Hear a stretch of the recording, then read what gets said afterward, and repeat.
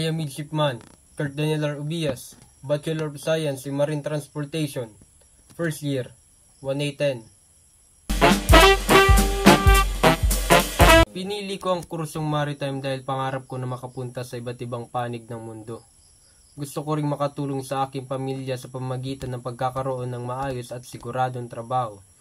Para sa akin, ang pagiging marino ay isang marangal at kapuri-puring propesyon.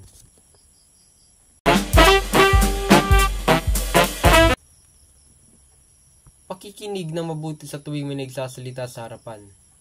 Pagtulong sa mga kaklase kapag sila ay nangangailangan. Pagdating sa klase ng tamang oras, dahil dyan natin mapapakita ang ating pagrerespeto sa ating paaralan. Sa loob ng 5 taon, ako ay magiging isang lisensyadong opisyal at makakasakay sa isang internasyonal na barko. At tutuparin ko ang aking pangarap para sa aking sarili at sa aking pamilya.